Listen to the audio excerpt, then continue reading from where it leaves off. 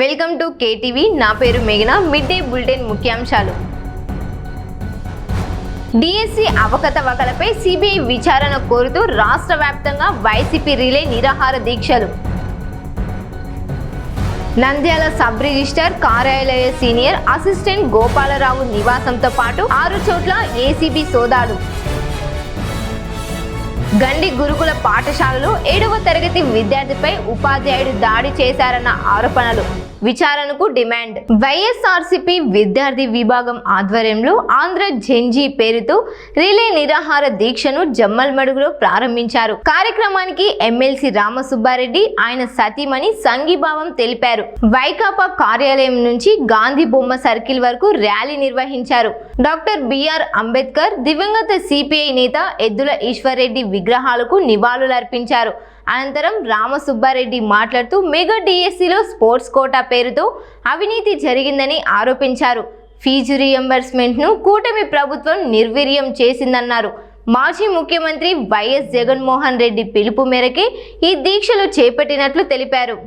ఈరోజు రాష్ట్ర వ్యాప్తంగా వైఎస్ఆర్ కాంగ్రెస్ పార్టీ అధ్యక్షులు మాజీ ముఖ్యమంత్రి వర్యులు శ్రీ వైఎస్ జగన్మోహన్ రెడ్డి గారి ఆదేశాల మేరకు ఈరోజు మనం చూస్తే ఎవరైతే ప్రతిభ కలిగినటువంటి విద్యార్థులు ఉద్యోగ అవకాశాల కోసం నిర్వహించినటువంటి కూటమి ప్రభుత్వం నిర్వహించిన డిఎస్సి ఎగ్జామ్స్ ఏదైతే నిర్వహించిందో బ్రహ్మాండంగా ప్రచారం చేశారు మెగా డిఎస్సి అని.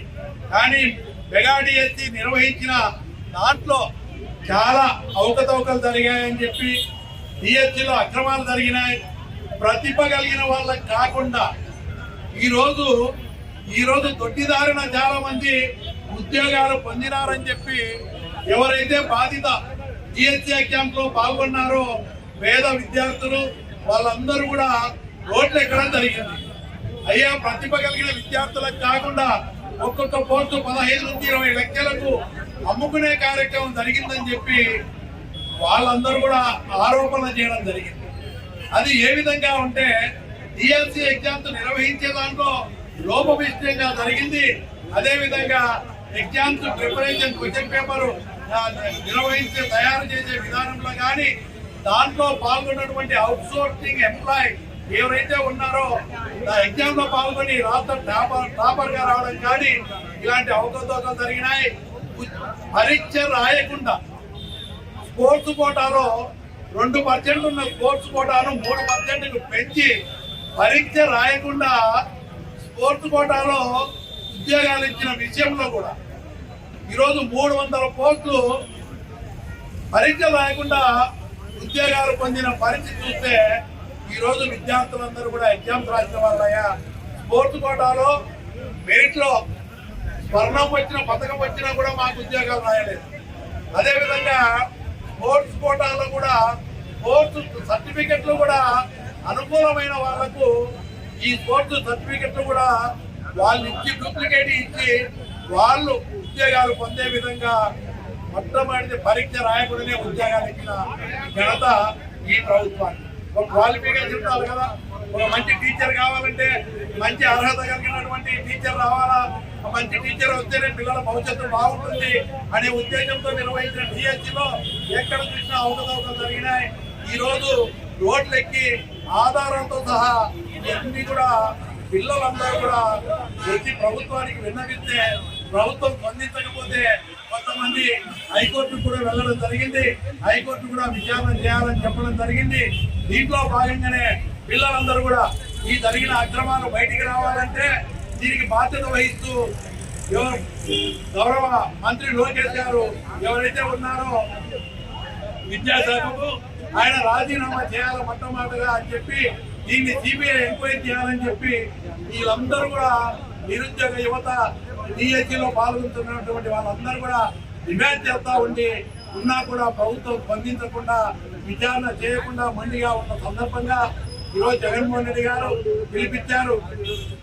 పేద విద్యార్థులు నిరుద్యోగ యువత తరఫున డిఎస్సిలో పాల్గొన్న వాళ్ళకి అండగా ఉంటూ ఈరోజు లోకేష్ గారు రాజీనామా చేసి బాధ్యత వహిస్తూ అదేవిధంగా సిబిఐ ఎంక్వైరీకి రాష్ట్ర ప్రభుత్వం వేయాలని చెప్పి డిమాండ్ చేసి అర్హులైన వాళ్లకు కోర్టు కోటాలో కానీ అన్నింటిలో కూడా ప్రతిభ కలిగిన వాళ్ళకి ఉద్యోగ అవకాశాలు వచ్చే విధంగా చర్యలు తీసుకోవాలని డిమాండ్ చేస్తూ ఈ దీక్షలు చేస్తూ ఇంకా ముఖ్యమైనది ఈరోజు మనం చూస్తే సమాజం బాగుండాలంటే మంచి విద్యను అందించాలి.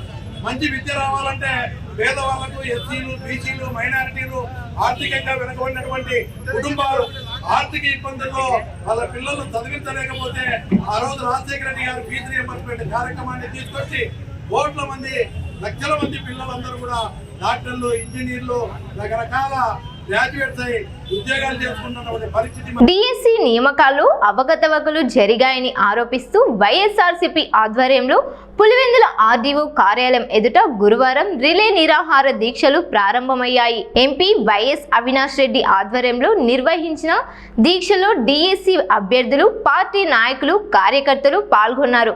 దగాపడిన డిఎస్సి అభ్యర్థులకు న్యాయం చేయాలని, మంత్రి నారా లోకేష్ రాజీనామా చేయాలని డిమాండ్ చేశారు. నిరుద్యోగ భృతి హామీని వెంటనే అమలు చేయడంతో పాటు విద్యా దీవెన, వసతి దీవెన బకాయిలను విడుదల చేయాలని ప్రభుత్వాన్ని కోరారు. ఏర్పాటు చేయడం జరిగింది మన పార్టీ తరఫున. దీన్ని అందరూ కూడా క్రమశిక్షణతో ఈ రోజు మొదటి రోజు, ఈ రోజు నుంచి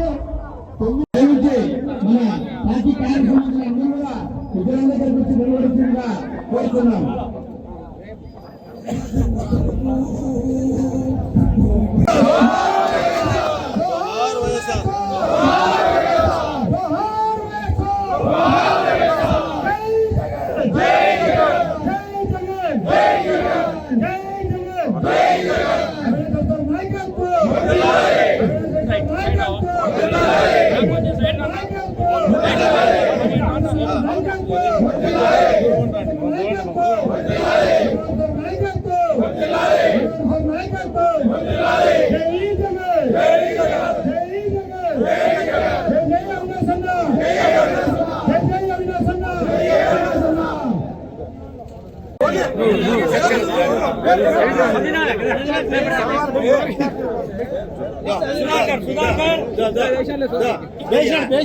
మల్లికార్జున డిఎస్సి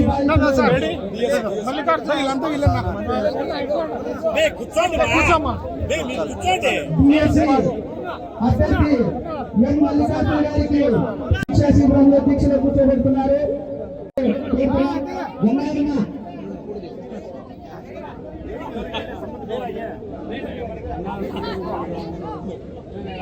లక్షణాలను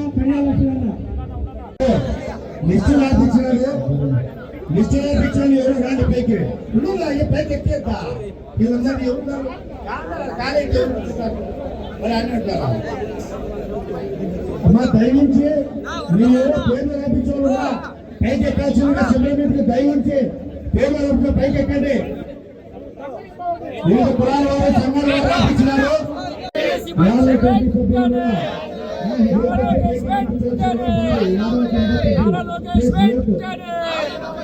విద్యాశాఖ మంత్రి నారా లోకేష్ వెంటనే, విద్యాశాఖ మంత్రి నారా లోకేష్ వెంటనే,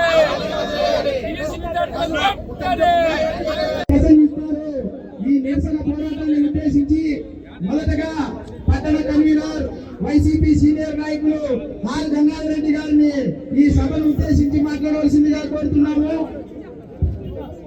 అన్నా గంగాధర్ అన్న. పులివెందుల మున్సిపల్, పులివెందుల మండలం, వివిధ మండలాలకు సంబంధించిన కన్వీనర్లకు, వైఎస్ఆర్ పార్టీ కుటుంబ సభ్యులకు, వివిధ క్యాడర్ సంబంధించిన నాయకులకు కూడా స్వాగతం, సుస్వాగతం. మన ప్రియతమ నాయకులు వైఎస్ జగన్మోహన్ రెడ్డి గారి ఆదేశంతో, మన పార్లమెంట్ సభ్యులు అవినాష్ రెడ్డి గారి ఆదేశంతో ఇక్కడ రాష్ట్ర వ్యాప్తంగా జరుగుతున్న రిలే నిరాహార దీక్ష శిబిరాలకు, అలాగే మనం కూడా పులివెందుల్లో కూడా డిఎస్సికి మోసపోయిన దగాపడ్డ డిఎస్సి విద్యార్థులకందరికీ కూడా మద్దతుగా ఇక్కడ 4 రోజులు రిలే నిరాహార దీక్షలు చేయడం జరుగుతుంది. వాస్తవంగా ప్రతి ఒక్క ఇంటికి సంబంధించిన అత్యున్నతమైన విలువైనది విద్య. గుడి కంటే బడి పదిలం, బడి అంటే విద్యావంతులు చేసేదే ఆ గుడి. అలాంటి గుడిలో చదువుకునే విద్యార్థులకు అందరికీ కూడా ఈ కూటమి ప్రభుత్వం వెన్నుపోటు పొడిచి విద్యార్థుల జీవితాన్ని సర్వనాశనం చేశారు. వాస్తవంగా కూటమి ప్రభుత్వం ఇచ్చిన వాగ్దానాలలో ఫీజు రీయింబర్స్మెంట్ అయితేనేమి, నిరుద్యోగ భృతి అయితేనేమి, డిఎస్సికి సంబంధించిన విద్యుత్ అయితేనేమి, ప్రతి దాంట్లో ప్రజలకు వెన్నుపోటు పడిచిన ఘనత ఈ చంద్రబాబు నాయుడు టీడీపీ కూటమి ప్రభుత్వం. మనమందరం కూడా ఈ రోజు నుంచి 10వ తేదీ వరకు మన నాయకులు చెప్పిన నిరసన కార్యక్రమాలు అన్ని కూడా ఢిల్లీ వరకు, చంద్రబాబు గుండెల వరకు చేయే విధంగా నిరసనలు చేయాలని చెప్పేసి మన వాళ్ళకందరికీ కూడా తెలియజేయడం జరుగుతుంది. వాస్తవంగా విద్యను అవహేళన చేసిన ఏ ప్రభుత్వమైనా కూడా సర్వనాశనం కావాల్సిందే. మన జగన్ రెడ్డి నాడు నేడని చెప్పేసి చిన్న పిల్లల నుంచి మెడికల్ కాలేజీల వరకు కూడా ఎంతో గొప్పగా ఆదర్శంగా నిర్మించిన యోగ్యులు మన వైఎస్ జగన్మోహన్ రెడ్డి సార్ గారు. మన పులిందులకు వచ్చిన మెడికల్ కాలేజీలో ఉండే 50 సీట్లు కూడా రానికుండా చేసిన దుర్మార్గపు పరిపాలన కూటమి ప్రభుత్వం పరిపాలన. కాబట్టి ఇది నీ స్వార్థానికో మన స్వార్థానికో కాదు, పేద బడుగు పలిగిన పేద విద్యార్థులకు, విద్యార్థులకు సంబంధించిన డిఎస్సి రాసిన విద్యార్థులకు అందరికీ కూడా ఈ సభా వేదికలు అవసరమే. కాబట్టి మనం అందరం కూడా ఇంకా తెలియని వారికి కూడా ఈ కూటమి ప్రభుత్వం చేసిన మోసాలు తెలియజేస్తూ ఫీజు రీయింబర్స్మెంట్ వచ్చేంత వరకు, పెన్షన్ వచ్చేంత వరకు, అలాగే నిరుద్యోగ భృతి వచ్చేంత వరకు ఈ చంద్రబాబు నాయుడు కొడుకు నారా లోకేష్ బాబు విద్యాశాఖ మంత్రి రాజీనామా చేసేంత వరకు కూడా మనందరూ పట్టుదలతో ఈ కార్యక్రమాలు చేసి మన విద్యార్థులకు జరిగే అన్యాయాన్ని మనం న్యాయబద్ధంగా చేసుకోవాలని తెలియజేసుకుంటూ జై జగనన్న, జై అవినాష్ అన్న, జై జగనన్న, జై అవినాష్ అన్న అందరికీ మా ప్రియతమ అన్నగారు వైఎస్ జగన్మోహన్ రెడ్డి అన్న గారికి, ఇక్కడికి విచ్చేసిన మండల నాయకులకి, మహిళా మనులకి, నా తోటి కార్యకర్తలకి, టీఎస్సీలో దగాపడ్డ నా తమ్ముళ్ళకి అందరికీ కూడా నా హృదయపూర్వక వందనాలు. ఈరోజు మనం ఈ విధంగా యూత్ మొత్తం అంతా, రాష్ట్రం మొత్తం అంతా ఈరోజు రోడ్డు ఎక్కామంటే దానికి ఒక చేతగాని విద్యాశాఖ మంత్రి వల్ల మనం రోడ్డు ఎక్కాల్సి వచ్చింది. ఈరోజు మనము వైఎస్ జగన్మోహన్ రెడ్డి గారు సచివాలయ ఉద్యోగులు దాదాపు 3,40,000 ఉద్యోగాలు మనం ఆ రోజు భర్తీ చేస్తే ఏ ఒక్క విమర్శ కూడా లేకుండా మనము ఎంతో పారదర్శకంగా మన ప్రియతమ నాయకులు భర్తీ చేశారు. అది కమిట్మెంట్ అంటే. ఈ రోజు 16,000 ఉద్యోగాలను మీరు భర్తీ చేసినందుకు యువత మొత్తం అంతా రోడ్డు మీదకి వచ్చింది. మీరు ఒక్కొక్క విద్యార్థి నుంచి 20 లక్షల రూపాయలు లంచాలు తీసుకొని స్పోర్ట్స్ కోటాలో పేకాటను కూడా పెట్టిన ఘనత ఈ నారా లోకేష్ గారిది. ఈ ఇటువంటి పరిస్థితులలో ఒక్క నిమిషం కూడా ఆయన సీట్లో ఉండడానికి వీల్లేదు. ఖచ్చితంగా నారా లోకేష్ రాజీనామా చేయాలి. దగాపడ్డ డిఎస్సీ అభ్యర్థులకు న్యాయం చేయాలి. డిఎస్సీ అభ్యర్థులు ఇక్కడ కూర్చున్నారు. బాబు, మీకు ఎప్పుడు కూడా ఎల్లకాలము వైఎస్ఆర్సీపీ మీకు ఎప్పుడు మద్దతుగా ఉంటుంది. మీకు జరిగిన అన్యాయానికి మీతో పాటు పోరాటం చేస్తాం అని తెలియజేస్తూ ధైర్యంగా ఉండండి. జగన్మోహన్ రెడ్డి గారి నాయకత్వంలో ఖచ్చితంగా మళ్ళీ మన ప్రభుత్వం వస్తుంది. మీకు దగాపడ్డ డిఎస్సీ అభ్యర్థులకు ఖచ్చితంగా న్యాయం జరిగేట్టుగా చేస్తామని మీకు ఈ సభాముఖంగా తెలియజేస్తున్నాం. ఈ రోజు ఇంటింటికి తెలుగుదేశమని ఒక ప్రోగ్రాం పెట్టుకొని పోయినారు. మీరు ఇంటింటికి పోయి క్షమాపణ చెప్పారు. ఆ ప్రోగ్రామ్ లో మీరు ఏం సాధించినారని మీరు ఇంటింటికి పోతున్నారు. ఒక్కసారైనా మీకు ఇంగిత జ్ఞానం ఉండాలి. ఈ పులివెందులనే తీసుకున్నాం. 2 సంవత్సరాలైంది మీ ప్రభుత్వం వచ్చి ఒక్క రూపాయి పులివెందుల మీద మీరు దృష్టి పెట్టినారా? ఒక అభివృద్ధి పైన మీరు చేసినారా అని మేము నిలదీస్తున్నాం. ఒక్క పులివెందులనే కాదు, ఈరోజు ఖచ్చితంగా రీఇంబర్స్మెంట్ మీరు ఎంతమందికి ఇచ్చినారు? మీరు యువతను మొత్తం నిర్వీర్యం చేస్తున్నారు. మీ ప్రభుత్వం, మీ కూటమి ప్రభుత్వంలో మీరు ఒక్కసారి ఆలోచించుకోవాల్సిన అవసరం ఉంది. రెడ్ బుక్ రాజ్యాంగం 100% తప్పింది. ఆ రెండు రాజ్యాంగమే మీ మెడకు చుట్టుకుంటుంది. రేపు వచ్చే ఎలక్షన్స్ లో మీరు ఈ యువతతో ఖచ్చితంగా పతనమై తీరుతారు. ఈరోజు దేశంలో బీజేపీ కేంద్ర పాలిత ప్రాంతాలలో నిన్న ఎలక్షన్ జరిగితే 2 సీట్లు కూడా బీజేపీ ఓడిపోవడం జరిగింది.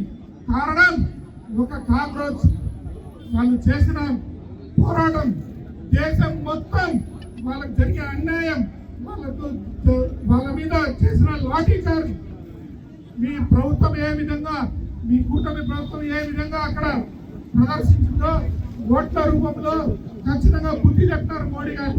అదేవిధంగా ఈ నష్టపోయిన టీఎస్సీ అభ్యర్థులు అందరూ కూడా ఒక్కొక్కరు సైనికుడై రేపు పొద్దున 29లో ఖచ్చితంగా వైఎస్ఆర్ కాంగ్రెస్ పార్టీకి మద్దతు తెలుపుతారు. వాళ్ళకు మళ్ళీ న్యాయం జరిగే విధంగా వాళ్ళు చూసుకుంటారు. జై జగన్, జై జగన్. మెగా డిఎస్సీ అంటే దగా డిఎస్సీగా మారింది. అందువలన ఈ నిరాహార దీక్షలను మన ప్రియతమ నాయకులు మాజీ ముఖ్యమంత్రి వర్యులు వైఎస్ జగన్మోహన్ రెడ్డి గారి ఆదేశాల మేరకు నిరాహార దీక్షలు నిర్వహించడం జరిగింది. అదేవిధంగా నిజమైన అర్హులకు ర్యాంకులు వచ్చిన స్టూడెంట్లకు ఇవ్వకోకుండా వేరే వాళ్ళకి ఇవ్వడం వలన ఈ విధంగా నిరాహార దీక్షలు చేయడం జరిగింది. కానీ ప్రభుత్వం అంటే పాలకులకు మరియు సమాజంలో ఉన్నటువంటి అందరికీ తల్లిదండ్రులు లాంటి వాళ్ళు ఎటువంటి పక్షపాతం లేకుండా నిజమైన అర్హులకు ఇవ్వాలని కోరుకుంటున్నాము. అదే విధంగా నిరుద్యోగ వృత్తి అన్నారు. నిరుద్యోగ వృత్తి కూడా ఇంతవరకు ఏం లేదు. చాలా మంది నిరుద్యోగులు ఉన్నారు. అదే విధంగా ఈ మెగా డిఎస్సీలో మోసపోయిన ఇక్కడ శిబిరంలో ఉన్న యువతకు విద్యార్థులకు సంఘీభావం తెలపడానికి నియోజకవర్గ ఎస్సీ విభాగం కోళ్ల భాస్కర్ అగ్రహారం రవి ఆధ్వర్యంలో సంఘీభావం తెలపడానికి ర్యాలీగా తరలి వస్తున్నారు. వారందరికీ స్వాగతం, సుస్వాగతం. అందరూ గట్టిగా చప్పట్లతో స్వాగతం పలకవలసిందిగా కోరుతున్నాం.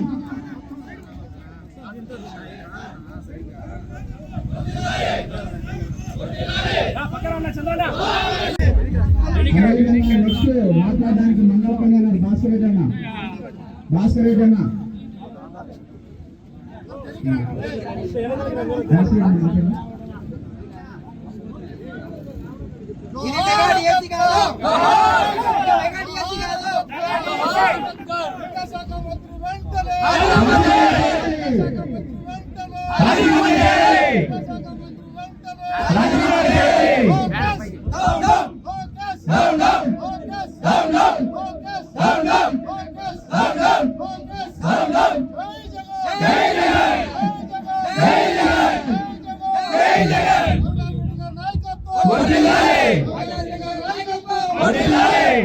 జరిగినటువంటి డిఎస్సిలో అనేక అక్రమాలు చోటు చేసుకున్నాయని నిరుద్యోగ ఉపాధ్యాయులకు అందరికీ అనుమానాలు ఉన్నాయి. సో అనుమానాలు ఏంటంటే నామినేషన్ అంటే నేషనలైజేషన్ అనేటువంటిది మనకి చెప్పడం జరిగింది. ఆ నేషనలైజేషన్ లో ఎన్ని మార్కులు కలిపారు, ఏంటి, ఎవరికి ఉద్యోగం వచ్చింది అనేటువంటిది పర్టికులర్ మనకు తెలియజేయాలి. రెండవది ఏంటంటే స్పోర్ట్స్ కోటాలో ఎవరికొరకు ఉద్యోగం ఇచ్చారు, నిజంగా వాళ్ళు నేషనల్ లో ఎవరైనా సెలెక్ట్ అయ్యి వారికి ఖచ్చితంగా వారికి ఇచ్చారా లేదా అనేటువంటిది కూడా ప్రభుత్వమే నివృత్తం చేయాలి. సో దాంతో పాటు మామూలుగా ఫస్ట్ విద్యార్థికి అంటే కృష్ణా డిస్ట్రిక్ట్ లో మేబీ ఫస్ట్ విద్యార్థికి ఉద్యోగం రాలేదని మాకు దృష్టికి వచ్చింది. ఆయన ఎందుకు ఇవ్వలేదో మనకి ప్రభుత్వమే సమాధానం లాస్ట్ 2025 వైఎస్ఆర్ కాంగ్రెస్ పార్టీ అధ్యక్షుడు వైఎస్ జగన్మోహన్ రెడ్డి గారి ఆదేశాల మేరకు మరియు కడప పార్లమెంటు సభ్యుడు వైఎస్ అవినాష్ రెడ్డి గారి నాయకత్వంలో ఈరోజు విద్యార్థి సంఘ నాయకులు, యువజన సంఘ నాయకులు, డిఎస్సీ అభ్యర్థులు ప్రతి ఒక్కరు కూడా ఈరోజు నిరాహార దీక్షలో కూర్చోవడం జరిగింది. మా ముఖ్య ఉద్దేశం ఏదంటే డిఎస్సీలో అక్రమాలు జరిగాయి, దాన్ని సిబిఐ ఎంక్వైరీ చేసి వెంటనే రాజీనామా చేయాలి లోకేష్ బాబు. అదేవిధంగా విద్యార్థులకు ఫీజు రియంబర్స్మెంట్ బకాయిలను వెంటనే విడుదల చేయాలి. నిరుద్యోగ యువతలకు నిరుద్యోగ వృత్తి కింద 3,000 రూపాయలు ఇస్తాన్న కూటమి ప్రభుత్వం వెంటనే విడుదల చేయాలి. ఇవన్నీ చేయని పక్షంలో మా పోరాటం అనేది ఆగదని కూడా మేము చెప్తున్నాం. ఇలానే జరిగితే ముఖ్యమంత్రి ఇంటిని కూడా ముట్టడిస్తామని కూడా మా యువజన విభాగం ద్వారా మేము కోరుకుంటున్నాం.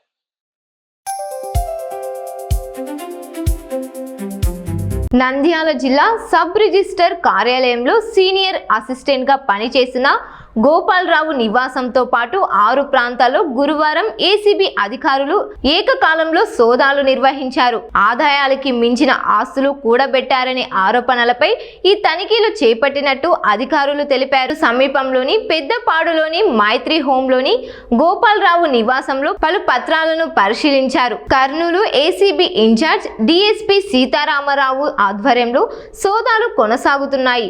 ప్రాథమికంగా కర్నూలులో 3 భవనాలు 5 ఖాళీ స్థలాలను గుర్తించినట్లు అధికారులు వెల్లడించారు. వీటి బహిరంగ మార్కెట్ విలువ సుమారు 2,80,00,000 ఉందని తెలిపారు. ఇతర ప్రాంతాల్లో సోదాలు కొనసాగుతున్నాయని, బ్యాంకు లాకర్లు, బంగారం, వెండి ఆభరణాల విలువను అంచనా వేయాల్సి ఉందన్నారు. గోపాలరావు నివాసంలో విలువైన హోమ్ థియేటర్ను కూడా గుర్తించినట్లు డీఎస్పీ సీతారామరావు తెలిపారు. కర్నూలుకు చెందినటువంటి వ్యక్తి గోపాలరావు నంద్యాల సబ్ రిజిస్టర్ ఆఫీస్లో సీనియర్ అసిస్టెంట్గా పనిచేస్తున్నటువంటి గోపాలరావు అనేటటువంటి వ్యక్తి కర్నూలుకు చెందినటువంటి ఈయన అక్రమంగా ఆస్తులు సంపాదించినవాడు అన్నటువంటి మాకున్నటువంటి ఇన్ఫర్మేషన్ మేరకు ఆయన మీద అక్రమాస్తులకు సంబంధించిన కేసును రిజిస్టర్ చేసి కర్నూలు ఏసీబీ కోర్టు ద్వారా సర్చ్ వారెంట్స్ తీసుకొని ఈరోజు తెల్లవారుజామున ఏకకాలంలో ఆయన మరియు ఆయనకు సంబంధించినటువంటి 5 ప్రదేశాలలో 5 మంది బంధువులు మరియు ఆయన ఆఫీస్లో మొత్తం 6 ప్రదేశాలలో ఏకకాలంలో ఈరోజు సర్చెస్ను ఏసీబీ ఆధ్వర్యంలో నిర్వహించడం జరుగుతుంది. ఈ సందర్భంగా ఆయనకు సంబంధించినటువంటి ఈ రెసిడెన్షియల్ హౌస్లో ఏసీబీ డిఎస్పీ అయిన నేను మరియు మా ఇన్స్పెక్టర్స్ సిబ్బంది ఇక్కడ సర్చెస్ కండక్ట్ చేస్తూ ఉన్నాము.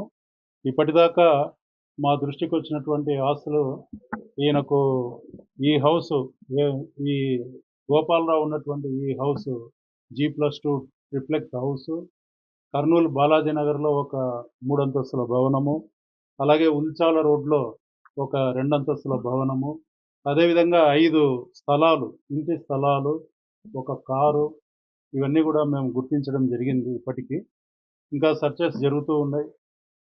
ఇంకా ఆయనకు సంబంధించినటువంటి డబ్బులు కానీ, బ్యాంకు లాకర్లు కానీ, ఇంకా గోల్డ్ అండ్ జ్యువెలరీ కానీ, వీటన్నిటి గురించి కూడా కూలంకషంగా సర్చెస్ చేయడం జరుగుతుంది. అన్ని వివరాలను తర్వాత తెలియజేస్తాం. ఇప్పటికీ ఈ విలువ సుమారు బహిరంగ మార్కెట్లో దాదాపు 2,80,00,000 వరకు ఉందని గుర్తించడం జరిగింది. తదుపరి వివరాలు తర్వాత తెలియజేస్తాం. కర్నూలును స్మార్ట్ సిటీగా అభివృద్ధి చేయడమే కూటమి ప్రభుత్వ లక్ష్యమని రాష్ట్ర పరిశ్రమల శాఖ మంత్రి టీజీ భరత్ అన్నారు. నగరంలోని పాత బస్తీలో ఎన్నో ఏళ్లుగా మూతపడిన గడియారం ఆసుపత్రిని బుధవారం పునఃప్రారంభించారు. ఎన్నికల హామీలను దశల వారీగా అమలు చేస్తున్నామని తెలిపారు. నగర అభివృద్ధికి అడ్డంకులు సృష్టించే ప్రయత్నాలను సహించబోమని ప్రతిపక్షాలకు హెచ్చరించారు. కుల మతాలకు అతీతంగా కర్నూలును అభివృద్ధి చేస్తామని మంత్రి స్పష్టం చేశారు. ఆ 9 బాయిల్ని మనకు హైదరాబాద్ లో ఒక స్టెప్ వెల్ అని ఒకటి చేశారు. అది రివైవ్ అంటే ఈ రకంగా ఎట్లా డెవలప్ చేశారో అది నీళ్ళ అండర్ గ్రౌండ్ వాటర్ కూడా డెవలప్ అవుతుంది. అలాగే హిస్టారికల్ గా అక్కడ పోయేవాళ్ళు టూరిజం పెరిగేదానికి కూడా అవకాశం ఉంటుంది.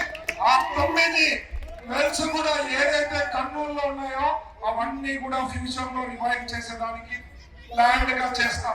ఇంకోటి ఎప్పుడు చెప్తుంటా, మనకి ప్రాబ్లం వచ్చి ట్రాన్స్పోర్ట్ అంటే ట్రాఫిక్. చాలా మంది ఎప్పుడు చెప్తుంటారు ట్రాఫిక్ ఇబ్బందులు. అది కూడా ప్లాన్ గా ఒకటి చేస్తున్నా, త్వరలో అది కూడా ఒక గుడ్ న్యూస్ ఇవ్వబోతున్నా. ఖచ్చితంగా అది నేను ఇంప్లిమెంట్ చేస్తానని అయితే నేను ఆశిస్తున్నా. అది నా సూపర్ 6 లో ఏం లేదు, బట్ అయినా నేను చేస్తానని చెప్పి మాటిస్తున్నా. అలాగే ఇక్కడి నుంచి కొండారెడ్డి బుర్జ్ దగ్గర వరకు ఒక హిస్టారికల్ వాక్, అంటే నడుచుకుంటూ పోయి ఒక ఫీలింగ్, అంటే ఒక ఫీలింగ్ క్రియేట్ చేయాలంటే దాని అట్మాస్ఫియర్ క్రియేట్ చేయాలి. దాని తగ్గట్టుగా మీరు కూడా నాకు కోఆపరేట్ చేయాలి, పబ్లిక్ కూడా నాకు కోఆపరేట్ చేయాలి. సిటిజన్స్ కోఆపరేట్ చేస్తేనే అది సాధించగలుగుతాం. నాకు కావాల్సినట్లు నేను అనుకుంటే కాదు, మీరు కూడా నాతో మీకు ఎక్స్ప్లెయిన్ చేస్తాం ఏం చేస్తే బాగుంటుంది. వాకింగ్ ఒక ట్రాక్ పక్కన నడుచుకుంటా అంటే ఒక ఫీలింగ్ జనరేట్. నువ్వు మీ ఫారెన్ మొత్తం యూరోప్ పోయినప్పుడు, అంటే నేను చెప్తున్నా పోయిన వాళ్ళకి తెలుస్తుంది, యూరోప్ పోతే అక్కడ కార్లలో తిరగారండి, ఎక్కడ కార్లలో తిరగరు, అందరు నడుచుకుంటా పోతారు. పబ్లిక్ ట్రాన్స్పోర్ట్ వాడతారు అండ్ దెన్ వాకింగ్. బట్ ఇక్కడ మనకి చాలా ప్రాబ్లమ్స్ ఉంటాయి, ట్రాఫిక్ ఇబ్బందులు ఉంటాయి. మా ట్రాఫిక్ పోలీస్ కూడా కొన్నిసార్లు సీరియస్ తీసుకోవాల్సి వస్తుంది. ఎందుకంటే ఒకళ్ళ కోసం 100 మందికి నష్టమైతే అది అయ్యే పని కాదు. కాబట్టి ఒకళ్ళు బాగా ఫేస్ చేయాల్సి వస్తుంది.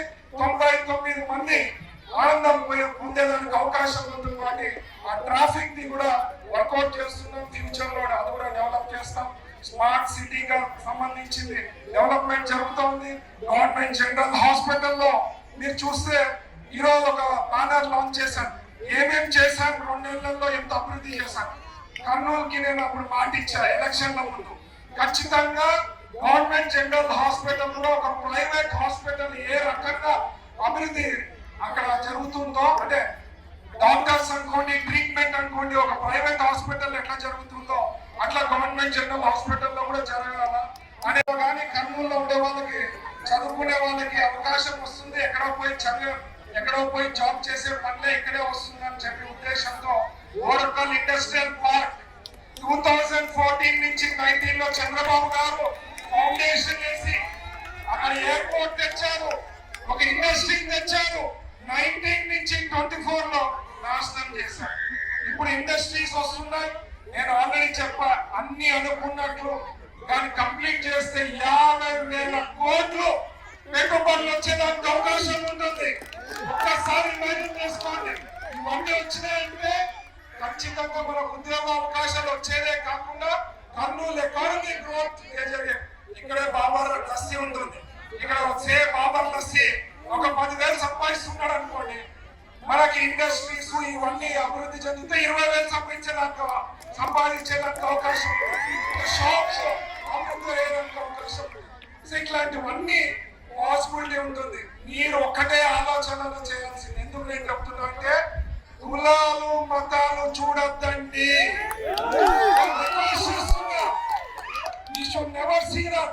నా పర్సనల్, నేను టెంపుల్ పోయేది నా పర్సనల్, మీరు మసీద్ పోయేది మీ పర్సనల్, వాళ్ళు చర్చ పోతున్నది వాళ్ళ పర్సనల్. అంతేగాని రాజకీయాల్లో అందరినీ కలుపుకుపోయే నాయకుడు ఎవరైనా ఉన్నారు, కుటుంబం ఎవరైనా ఉంది అంటే కుటుంబం అది తెలుసుకోవాల్సిందిగా నేను రిక్వెస్ట్ చేస్తున్నా. ఎందుకంటే నేను నిన్న డోర్ టు డోర్ పోతున్నప్పుడు ఎవరికో కొంతమందికి మామూలుగా కొంతమందికి అపోజిషన్ లీడర్ లో ఉండే వాళ్ళకి కొంతమందికి ఉంటారు.